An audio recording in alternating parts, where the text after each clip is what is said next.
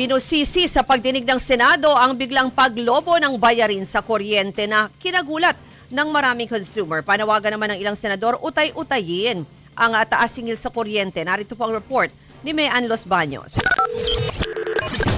Talaga namang nakakainit ng ulo ang sabay-sabay na taas presyo ng langis, pagkain at singil sa kuryente ngayon.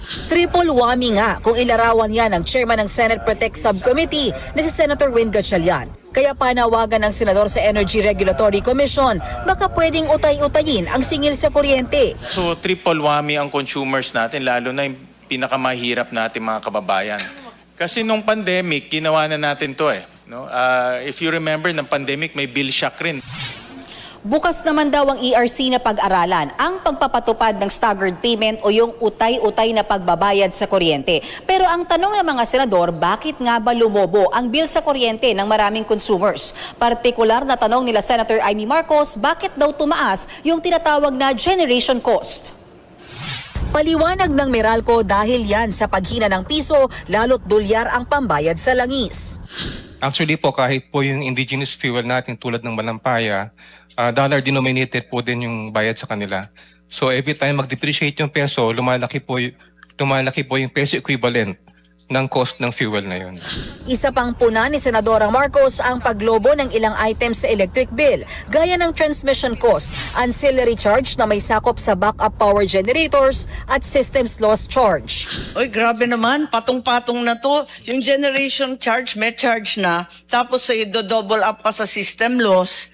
Tapos yung ancillary charges na hindi naman ginamit, nakatambay lang, dinagdagan din. Parang nawiwili kayo sa kadadagdag. Sabi ng Meralco, pagdating sa ancillary charge, nakabase sila sa sinisingil ng National Grid Corporation of the Philippines. Sabi naman ng ERC, makakameno sa susunod na bill ang mga consumer dahil sa nakaambang bawas singil ng Meralco.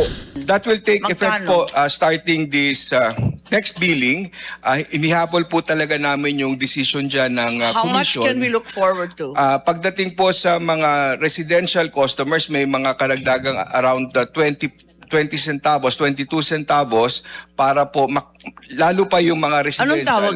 Naungkat din sa pagdinig ang ilang reklamo ng mga consumer na ipinapasa sa kanila ang ayuda para sa mga mahihirap, gaya ng Lifeline Rate Subsidy Program at subsidiya para sa senior citizens. Ang liit-liit naman ng lifeline na yan. At nasabi nga, 135,000 lang naman, 8 million lang naman yan every month. Hindi ba pwedeng i-absorb na ng Meralco yan? Kung sila po voluntaryo, We'll comply with whatever regulations ERC releases. Pero ayon kay Senador Bam Aquino, dapat maghanap ang gobyerno ng ibang pagkukunan para sa pampondo sa mga nasabing ayuda. O yung umaalma talaga, ang pakiramdam, nangangailangan rin kami ng tulong. Nagbabayad naman kami ng buwis. Ba't ito nasasama pa sa kuryente natin? Paliwanag ng ERC, nasa 1 centavo per kilowatt hour lang naman ang nakakarga nito sa bill ng mga consumer.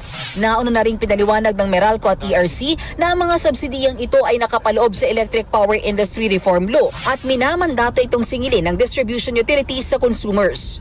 Nagbabalita mula sa Frontline, Mean Los Baños, News 5. Mga kapatid, ako po si Ruth Cabal. Dito tayo sa totoo, dito tayo sa True FM.